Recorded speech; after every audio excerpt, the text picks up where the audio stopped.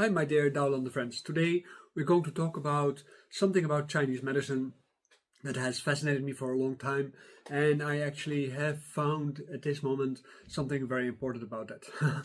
Let's stop talking about mysteries. We are going to talk about the parallel between the early works of many Daoist and Chinese medicine masters, where you talk about an inner classic and an outer classic. The word for classic, of course, is Jing, and Jing I usually translate as weft, because that's what it means, and it means basically it is a theoretical framework from where things are being understood, and this is where practice is based on. Any kind of person who studies Chinese medicine has to study these things, these books, to make sure that they actually start understanding a little bit about it. In our own program, we are talking about Chinese medicine in relationship to these classics, but we're also talking about the practice that you need to really comprehend what these things mean inside your body and what effect they can have on you. Like for instance, when you do Qigong, or when you do Kung Fu fitness, or when you do Tai Chi Chuan, or when you do meditation, or when you are just sitting on your job or behind your desk to do your work, like I am currently doing.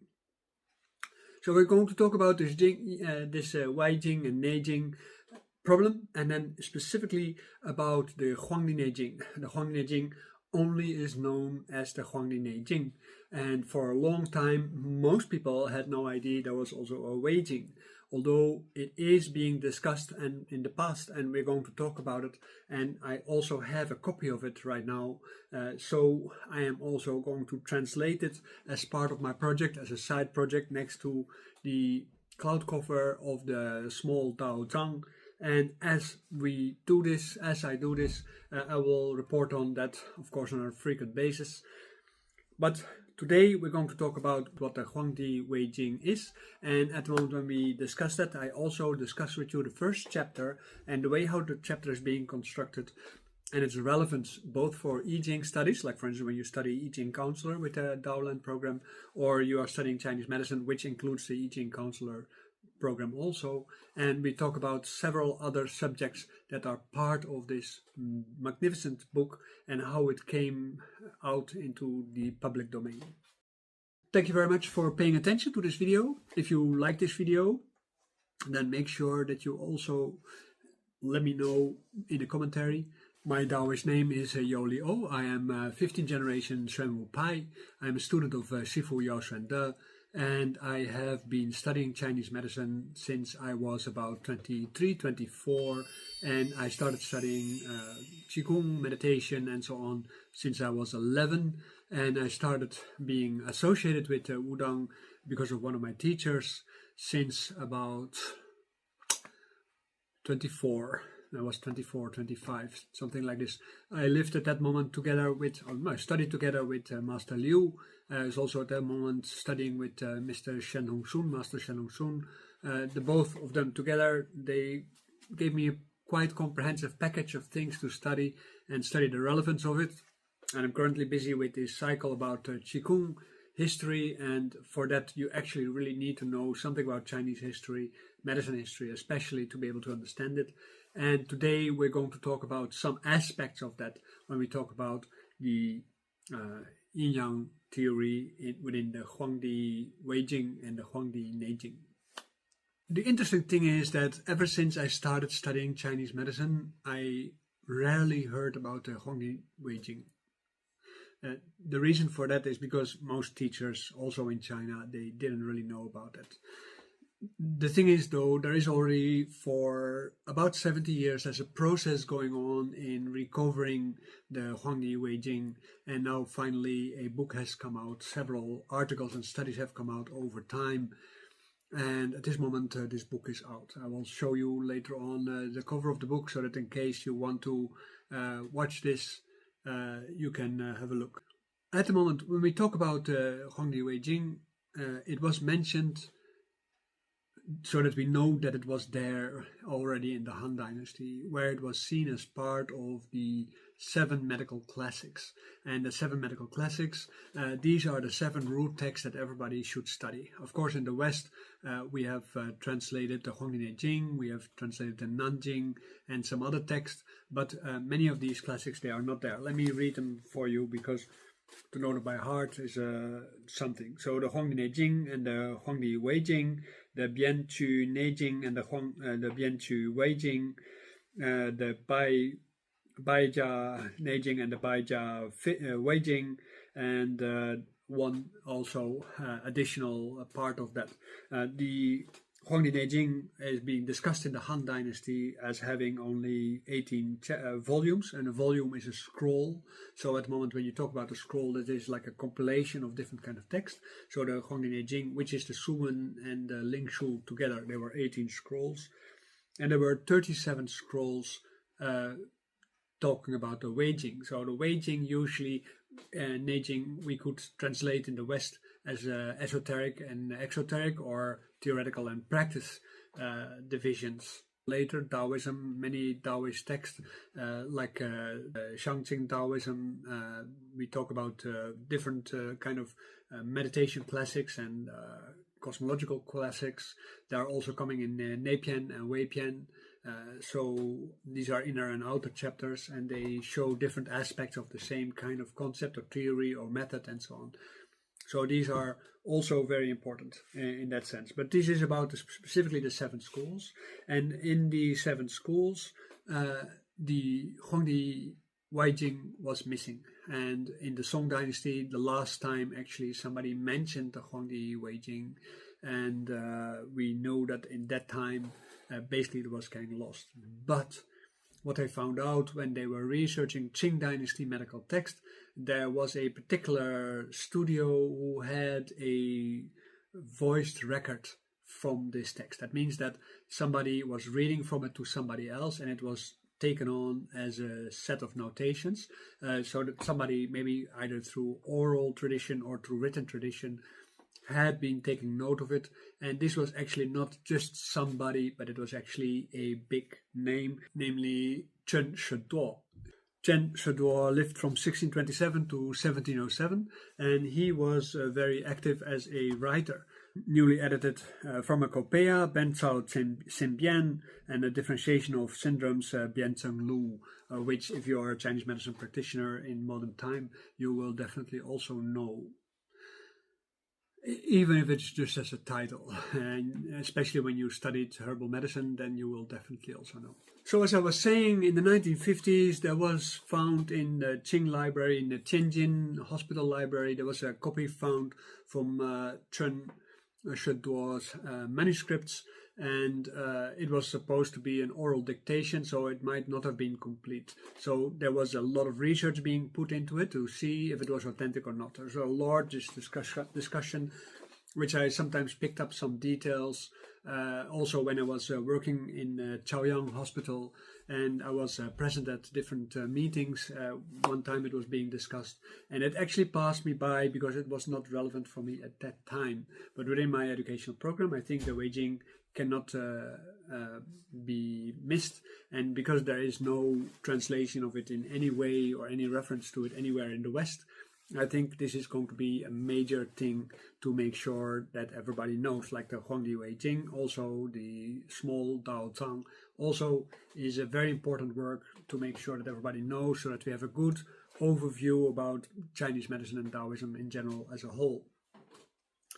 In this library in Tianjin, the Health Workers Hospital, and I'm not sure if that is actually the same hospital where I was invited to come work, because I have been invited once to work, but it was more like an elderly people hospital with a lot of Communist Party members, and I couldn't work there. They couldn't accept me there as staff for the simple reason that I wasn't Chinese. Look at my eyes, they're not Chinese. And as a result of that, they couldn't take me because they were afraid that the Communist Party members would consider me a spy, and therefore would not, otherwise they would have anyway taken me because of my expertise in anti-aging things. But yeah, so there was a bit of a bummer, and I was a little pissed about it, and I lost a friend about it because she introduced me to him, and I got really angry with the board when I was arriving there for that purpose. Anyway, I have more stories like that if you want. Then in 1984, the Chinese Medical Ancient Book Publishing House, that's a publishing house for Chinese medicine book. They published 5,000 copies, and in the preface they said that the name of the external classic was first seen in the book of Han, the Yuan Zi, and the book was long lost ago. The original title of the external classic of micro words, small words, the biography of Qibo Tianshi. Qibo is the person that Huangdi talks with. He is the medicine teacher, and in this text, in this copy, it was called Tianshi. It means heavenly master, and it was not in the Huangdiwaijing. And because of the title, probably also partly triggered to ask if maybe this was a forgery. So a lot of material was being researched to see if it was real. So the original author of the text actually is unknown. So like the Huangdiwaijing, nobody knows who wrote it, because the Huangdiwaijing is basically a composite of different texts. You see this also in the Jiaijing, as also a medical classic with different chapters, which are like vertical columns, which each treat another topic, and as a result of that you get to discuss a lot of different kind of ideas, like for instance about pulse diagnosis, about the channels, and so on and so on, and they root back into these kind of texts, because Huangdiwaijing basically is the root text for a lot of Chinese medicine material, and there's things that they don't know where it comes from, and that could very well be the Huangdiwaijing. Chen Shiduo said himself, he said it was a work that belonged to older generations, later generations, so after the Han Dynasty or later. So many people, as a result of this judgment by Chen, thought it was a fake book, and it didn't get enough attention as a result of that. That's what it says in the introduction, right? But in 1999, the Chinese traditional medicine publishing house published Chen Shiduo's complete works of medicine and annotation. And the annotation states that only one Qing dynasty copy of the Weiyan explanation of the exogenous classic exists today. The manuscript is now known in the collection of Tianjin Library, actually the library of the Tianjin Health Staff Hospital. So the biography of Qibo, the Celestial Master, narrated by Chen Shiduo of Shanyin, also known as Yuangong and Zhu Huaizi. This compilation uses this as the base text and uses the Yellow Emperor classics of the internal medicine and other texts for reference. Over the past year, they have completed the compilation of this material, and as a result of that, this text has come out in the public domain. And not like public domain that you can get it for free, you have to buy it, don't worry. The value of the Huangdiwaijing cannot be overstated.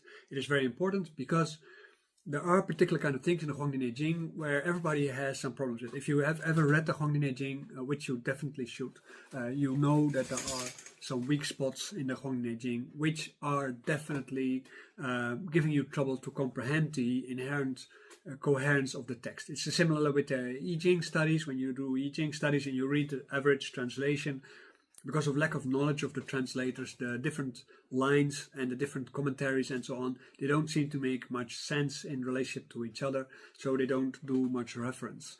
The tradition of the I Ching studies shows that every line has to refer to another hexagram, so as a result of that there should be also an inherently coherent text. And that means that if the text is not inherently coherent, that means that the text is not correctly translated. So that means that the many options that translation offers to adapt towards meaning is a very important aspect. And with anything coming from China, even if it's a newspaper, these kind of things might be very important. So for us, a lot of things that come from there, they are doublespeak at the moment when you read them in Chinese, and you sometimes have to read them like 10 times before you actually comprehend what it actually says. And sometimes you make mistakes. So that means that everybody who makes translation, including myself, of course, we translate, we try to convey the ideas, and as a result of that, either we are right or not right. If we are not right, then we hope that somebody better will come up and point out and say like, hey, this part, this is not correct, and this is also why we get out with it and we don't keep it to ourselves. So it is not a business plan behind these things, I'm assuming anyway. So when we talk about this, the Weijing and the Neijing from Huangdi, they both together, they are about this interview with Huangdi, with the heavenly master, the heavenly doctor, you can say. The content of the book is very interesting. and you're going to see more posts about it. But there's a few main things that the introduction in the book points out, which are important. For instance, the Auto Classic supplements the weaknesses in the reference towards Yin Yang and Wu Xing theory. In general, you see that in Chinese medicine, people study way too little of Yin Yang and Wu Xing theory. When you look at people, what they know about it, then it's a miracle that they even can do anything with Chinese medicine, because they know so little. On average, the amount of lines that people read about Yin Yang theory and Wu Xing theory, maybe you come to 500 lines to 1500 lines at most, and that is not very much.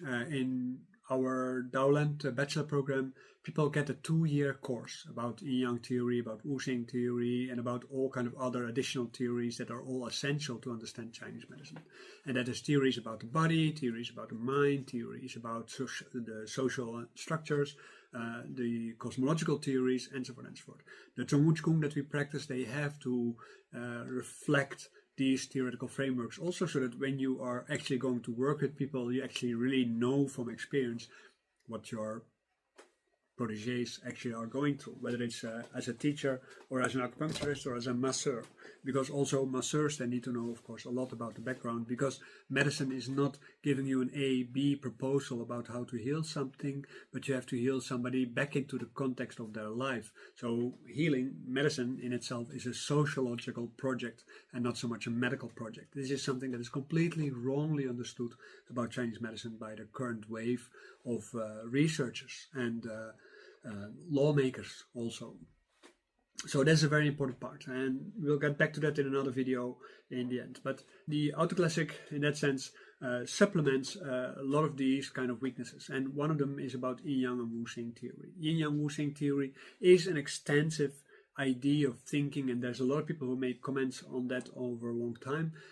And there are whole books being written throughout Chinese history, and I've already made several posts about the extensive catalogs of diagrams from China, which are very rare to get nowadays. So I'm very lucky to be able to have that, and one of them I am trying to find time to also translate, because it is a lot of work. And in my I Ching book, there is the part about the Hetuo and Loshu are already in there, and there are many more chapters coming over time, but it takes time to do this right. I don't have enough funds to just put everything aside for that. And my research, of course, also takes a lot of time. And my clients, of course, and my classes. And yeah, there's a lot of things that a person has to do nowadays to stay alive. So in the Suwen, there is a chapter called The Great Treatise of the Yin Xiang and the Yin and the Yang. And this theory advocates that the Yin and Yang of heaven and earth, and all things should be combined with the Yin and Yang of the human body. And we're going to talk about that later on. This is recognized internationally, especially in China, of course, as the absolute foundation for yin-yang theory in Chinese medicine. But it is having a particular kind of problems in its theoretical framework. And if you have ever seriously tried to read it, even in the Unschuld version, you see that there could have been said more. And in the Auto Classic then further elaborates on the principles of the reversal of yin and yang, in the order of life and death, and specifically illustrates the independent relationship of yin and yang. Interdependent relationship of the yin and yang. It also explores the practical applications of the origin of yin and yang, and in health preservation and in medical treatment. So in that sense, it actually bridges from the theoretical statement, because there's no theoretical formulation in Chinese medicine, but there's theoretical statements, like this is how it is, and this is just how you have to follow, but there's no bridging between them, and the Weijing makes that bridging basically, and shows how that actually works. And these are topics that I am very happy to read, because this is usually what I discuss in my classes and what I discuss in my Chinese medicine classes also extensively, because this is about how these kind of theoretical framework actually are being manifested in Neidan practice, in Weidan practice, but also in Qigong and Daoyin and meditation, and also in medical applications at the moment when you do treatment, because it is very important to understand the subtleties of these things. And they are not coming from the Huangdiwaijing, and they are also not coming from TCM, as it is right now, because of the emphasis on a materialistic doctrine that is at the foundation of TCM, and that is actually doing a little bit short on the sociological implications of medicine practice as a whole. Okay, so then one of the things that are being discussed in there, and this is something that later came up in the Song dynasty as gathering basically the holist principles of Chinese medicine. So I also thought about that myself in the past, and I was like, okay, so everybody basically agrees that holism in Chinese medicine originates in the Song dynasty. Technically, in the Weijing, it actually talks already about this interaction between Yin Yang and Wu Xing, and they have to be in congruence, in accordance with each other. So if the 5 Xing and the Yin Yang are not in harmony with each other, and that means that the holist principles are missing, then at that moment it is not correct. And it goes very far into this. Then it also talks about the external classic that where in relationship to, for instance, Lingshu. And the Lingshu shows functions. This is actually what I talked about before. It actually shows principles. This is how it is, and no theoretical explanation or anything like that. But in the external classic, it uses tools, and it basically goes into the explanation of it. It says it is following the rules that lead to life, and going against the rules lead to death. Following refers to the normal generation and restraint of the 5 Xing, and also to the fact that the 5 restraints are not complete. Life is afraid of restraint, and there's not to live. So as a result of that, it actually goes further than that. It talks about, for instance, in that chapter about overcoming fear. The Neijing, and this is something that in Wudang Taoism also is essential, because overcoming fear is one of the first things that you have to do when you're becoming a Taoist. At the moment when you are ruled by your fears, and that can be anything, right, from crossing the street to being afraid to get dirty hands, or afraid to speak out, or afraid to shut your mouth. Both can be important, because having an opinion is nice, but ventilating your opinion can lead to disastrous situations, as we can see in the international situation as it is, and at the destruction of the White House in the Americas. These are things that are the result of opinions, not because of actually important things.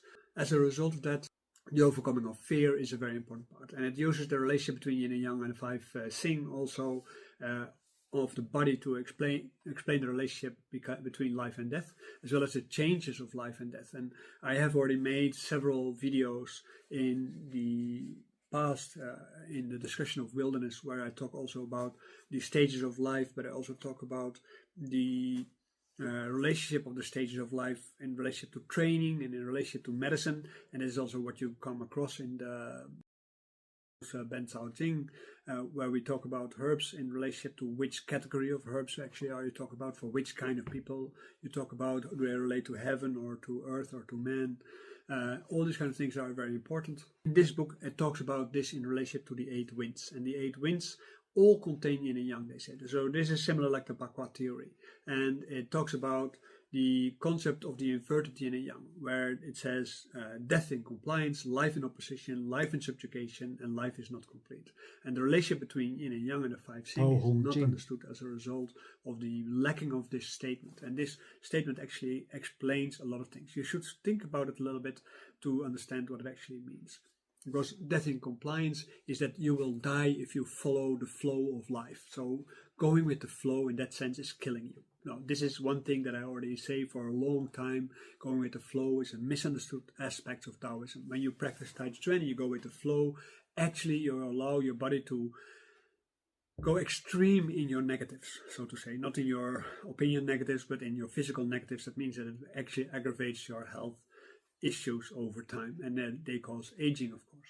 So the whole point of Taoism is then to go against the flow, and this is something that is also discussed in the Huangdiwaijing, but it's also discussed in the I Ching, and here also in these chapters it comes back forward, and it says life is an opposition. Life in itself is an opposition to death, right?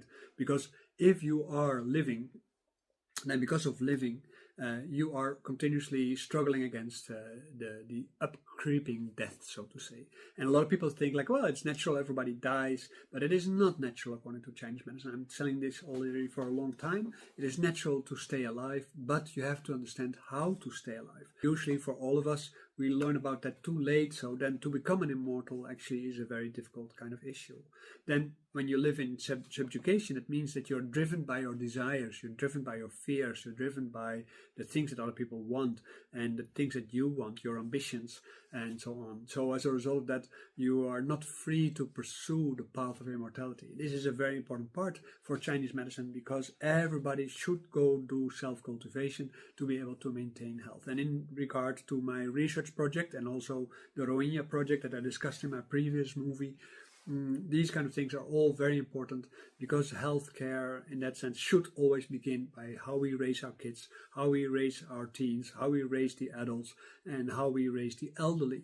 And if we do not pay attention to that, then of course everybody will again eventually, because of going with the flow, get into that situation where they become needy. Some are needy from the beginning, some are needy when they're in the middle of their life, and some are needy when they grow older, some are needy on an emotional level, some are needy on a practical level.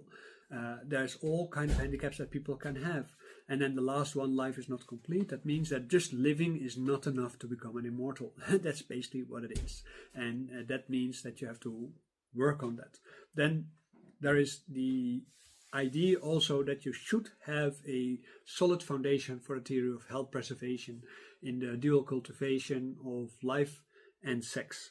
And so that means that also your sexual life should be organized. And this is something that we talked about earlier also in the video about Tantra. You will find a link also below, so that you can, in the commentary, so that you can follow that one. And the reason why that is important is because when people just follow their sex drive, if they just follow their desires and so on, this is actually going with the flow, because our animal parts, so to say, they drive us to that, because they make us wanting to prove ourselves. And as a result of that, we actually do not have proper access to these kind of things. That's important. The Huangdiwaijing says the heart is the sovereign organ. If the sovereign is unclear, if your heart is not clear, then all the 12 organs will be in danger. And there's a lot of things about how that actually then works out. There's also a third part. I'm going to skip some parts to save some time.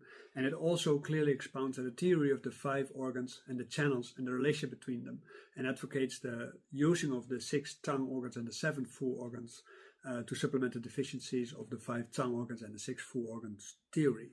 In the Huangdiwaijing, they talk about 6 tongue and they talk about 7 fu.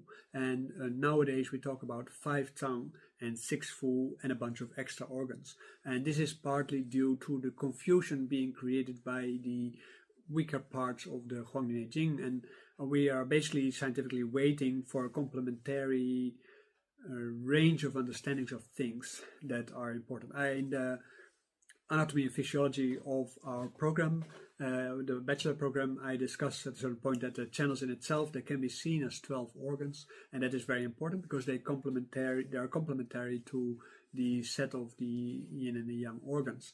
And I think also partly because of that, people try to complement it. And there's a theory of 11 and 12 in the I Ching numerology, where they say that the 11 is the yang and the 12 is the yin of time and space calculation and so on. It goes too far now to explain that very deeply. But then, of course, the external classic, they have more than 10 chapters just talking about the different kind of organs and their relationship with the different Wu Xing. And they also talk about the uterus as an organ. They talk about the Sanjiao as an organ. And in the bachelor program, we also talk about that extensively to be able to understand what it actually means. So you can see that that tradition actually is being transported over time, and people are using aspects of it. And even in the West, some people have noticed this, and that is basically in complementarity with the actual history of things. That means that not everything that is written is true, not everything that is oral is true either. That means that you always are dependent on what you are reading and what you are thinking, and also what you are being educated. So at the moment when you are learning, it is very important to understand who is your teacher, what they're telling you, what is their roots, and what are the branches of what they're doing. If they are charging a lot of money, then that might not be the right kind of thing, because that might give them the wrong motivation to actually teach you, because then they can spread out things over a long time. And if you are not dedicated enough by putting enough time in things, that means that you're going to also overpay over things, because you are not motivated to study hard enough to do it in the shortest possible time. And it is possible to do it in a short time. This is also why in our program, for instance, we have all these exercises to make sure that you get fit, because people who are fit actually learn better. If you are on the other end, and that's also what the Huangdiwaijing actually also points out, if your muscles become too tight and too strong because you're swelling your muscles because of exercise, then as a result of that you are damaging your body, but you're also damaging your heart and you're damaging your mind. So as a result of that, on all levels, you're doing short to yourself. So Chinese medicine is not in favor of sweating, big muscles, and so on and so forth, but it is thinking about smart force, it's thinking about balance, it's thinking about alignment of the different parts of the body. And therefore the next movie is going to be about the Jing, Qi and Shen in relationship to the yin yang theory within this book. So at this moment I'm finalizing my editing for the video, and I wanted to add this piece to it to say thank you for watching the video. I hope the video was very interesting to you, and I like to hear your comments. And if you have any additional thoughts, or you think like, can we talk about this aspect also, then I would love to hear that. If you feel this is really something for you, then join the channel, help me share this video to colleagues, and as a result of sharing this video with colleagues, make it better known that this channel is there for people who are really deeply interested in the origins of Chinese medicine and the theoretical framework of Chinese medicine. So I hope you have a lovely day, and I enjoy making these kind of videos. I cannot deny that.